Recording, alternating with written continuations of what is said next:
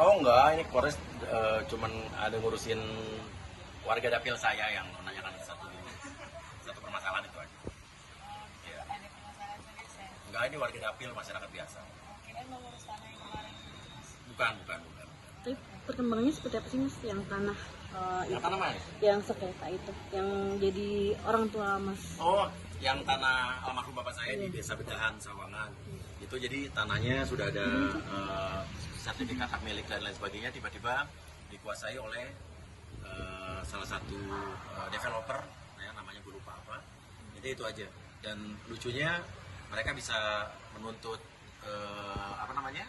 BPN dan lain sebagainya. Jadi intinya saya bingung gitu, kenapa negara ini kita punya sertifikat bisa dikuasai oleh orang lain dan bisa double-double. Tapi janji saya adalah saya akan mengurus kasus tanah bapak saya di Bedahan Sawangan ini. Karena saya duga terlibat pasti ada oknum-oknum. Ya, saya ada koordinasi dulu aja. Kita lihat saja nanti. Ternyata Mas juga kena juga ya, mafia tanah juga, ternyata masih banyak juga. Iya, dan bapak saya waktu itu nggak cerita banyak, jadi dia baru cerita waktu 3 tahun yang lalu gitu ya. Dan dia sempat ngurus sendiri tapi juga susah gitu kan. Melihatnya sekarang gimana sih Mas? Nih mafia makin marak juga Oh iya, sebagai makanya mafia tuh makin banyak, dan makin marak, mafia tanah juga, mafia apapun, dan kita harus berantas dari negara tercinta ini, karena kalau mafia diberikan ruang untuk berkuasa di sini, mau jadi apa negara kita?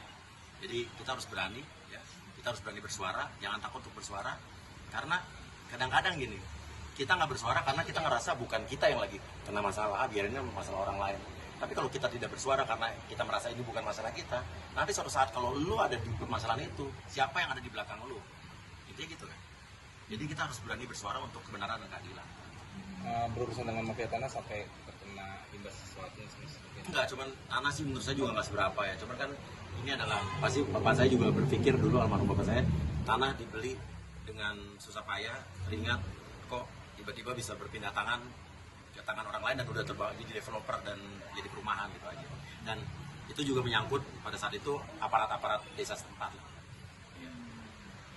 Mas, yang masih letus ini soal royalti. Royalti. Royalti saya sebagai juga pencipta lagu ya, ya setuju kalau ibaratnya royalti, sistem royalti ini diberikan satu sistem yang jelas.